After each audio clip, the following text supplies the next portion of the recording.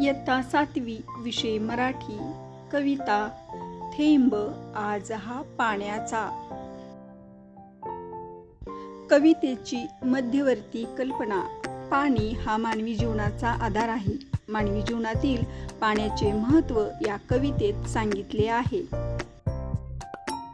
मूल्य, शिकवण, संदेश. मानवी संस्कृती पाण्याच्या काठावर रुजली व वाढली. पाण्याचा आदर करायला शिकलं पाहिजे असा हा संदेश या कवितेतून दिला आहे. शब्दार्थ.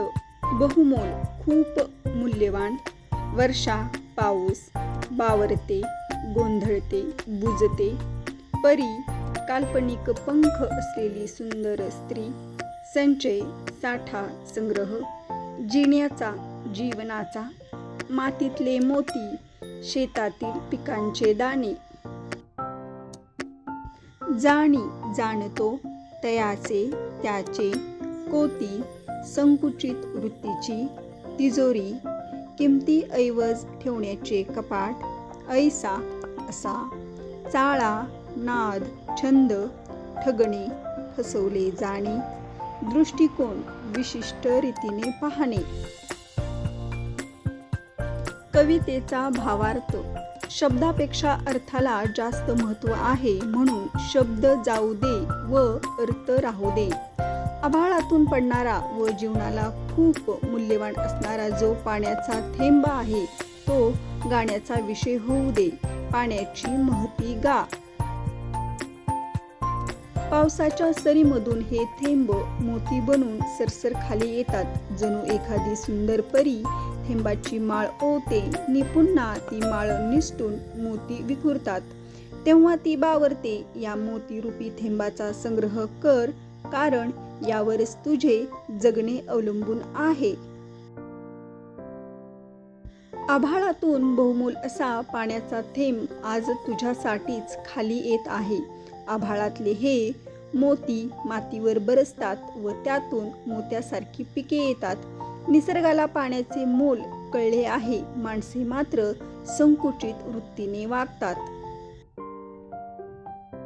माणसे तिजोरीत असलेल्या खणखणणाऱ्या नाण्यांचा संग्रह करण्यात धन्यता मानतात. आभाळातून मूल्यवान बरसणाऱ्या पाण्याच्या थेंबाकडे दुर्लक्ष करतात. संपत्ती गोळा करण्याचा हा वेडा नाद कशासाठी? यात तुम्ही स्वतः फसत आहात. निसर्गाकडे बघण्याचा दृष्टिकोन आता तरी बदलायला हवा. पाण्याचा आदर करायला हवा. सोन्याचा घोट घेऊन तुझी तहान शमेल का? तहानेसाठी आभाळातून बरसणारा बहुमोल पाण्याचा थेंबच आवश्यक आहे, सोने नाणे नाही. स्वाध्याय.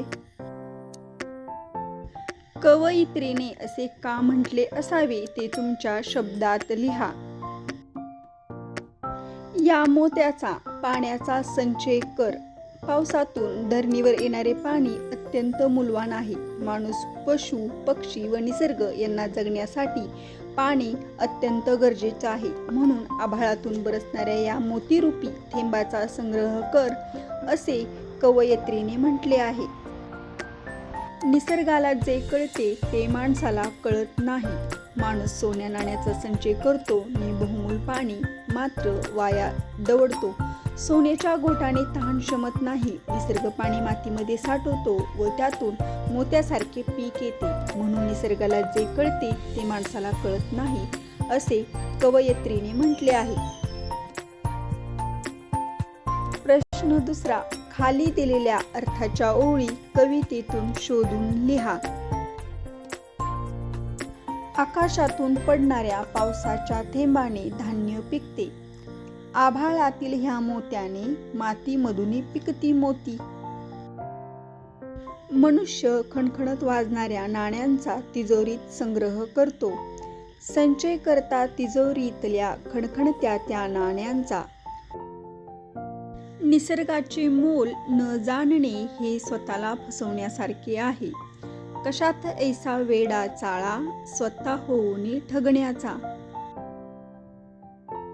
प्रश्न तिसरा. संकल्पना स्पष्ट करा. आभाळातील मोती. आभाळातून टपटपणाऱ्या पावसाच्या थेंबांना मोती म्हटले आहे. पावसाचे थेंब मानवी जीवनासाठी मोत्या इतकेच बहुमोल आहेत. मातीतील मोती. पावसामुळे शेतात धान्य पिकते, त्यामुळे माणसाची भूक भागते. पिकाच्या या दाण्यांना मातीमधले मोती असे म्हटले आहे. मोत्याचा संचय. पावसाच्या थेंबांना मोती म्हटले आहे. या मोत्यांचा संग्रह करा असे सुचवले आहे, कारण पाणी जीवनावश्यक आहे. बहुमोल थेंब. पावसाच्या सरीतून येणारे पावसाचे थेंब माणसाला व सृष्टीला जगवतात, म्हणून त्यांना बहुमोल म्हणजेच अत्यंत मोलाचे म्हटले आहे. प्रश्न 4. खालील दिलेल्या ओळीतील विचार सांगा. तहानेसाठी सांग पुरे का घोट, तुला रे सोन्याचा, आभाळातील बहुमोलाचा थेंब आज हा पाण्याचा. माणूस सोन्या नाण्यांचा संग्रह करतो, पण सोन्याचा घोट माणसाची तहान शमवू शकत नाही. पाणी हे संजीवन आहे. सोन्या नाण्यापेक्षा ते अमूल्य आहे. आभाळातून येणारा हा पाण्याचा थेंब आज बहुमोल आहे. प्रश्न 5. माणसाने निसर्गाकडे बघण्याचा दृष्टिकोन बदलायला हवा. या वाक्याचा तुम्हाला समजलेला अर्थ स्पष्ट करा. पुढील योग्य वाक्यासमोर बरोबर अशी खूण करा व अयोग्य वाक्यासमोर चूक अशी खूण करा. निसर्ग माणसाला नेहमी मदत करतो. उत्तर बरोबर. निसर्ग हा हिंसा करतो. चूक. माणूस जंगलतोड, जलप्रदूषण, वायू प्रदूषण करतो. बरोबर. माणसाने पर्यावरणाचे रक्षण व संवर्धन करावे. बरोबर. माणसाची कृती निसर्गाला पोषक आहे. चूक. प्रश्न 6. फरक स्पष्ट करून तक्ता पूर्ण करा. माणसाचे धन आणि निसर्गाचे धन. कोणते? माणसाचे धन सोने नाणी, निसर्गाचे धन शेतातील पीक. माणसाचे धन कोठे ठेवतात? माणसाचे धन तिजोरीत, निसर्गाचे धन घरात. माणसाच्या धनाचा उपयोग कशासाठी होतो? माणसाचे धन हे वस्तू विकत घेण्यासाठी होतो, तर निसर्गाचे धन हे माणसाला जगवणे यासाठी उपयोग होतो. खेळूया शब्दांशी. खालील शब्दांचे अर्थ समजून घेऊन त्याचा वाक्यात उपयोग करा. उदाहरण: मोल, बहुमोल, अनमोल. मोल, मातीमोल, कवडीमोल. मोल, मूल्य. वाक्य: आईच्या प्रेमाचे मोल नाही. बहुमोल, अमूल्य. वाक्य: वृक्ष आपली बहुमोल संपत्ती आहे.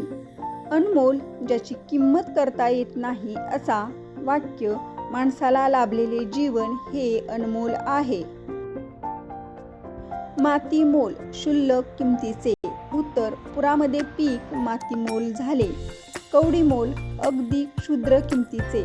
उत्तर: आई वडील, गुरुजन यांचा जो आदर राखत नाही त्याचे जिणे कवडीमोल ठरते. माती, मोती अशा शब्दांच्या अर्थात केवळ एका मात्रेमुळे खूप फरक होतो. अशा शब्दांच्या जोड्या शोधा व लिहा. शस्त्र, शास्त्र. माता, मात. नार, नारा. घार, घोर. चार, चारा. सार, सारा.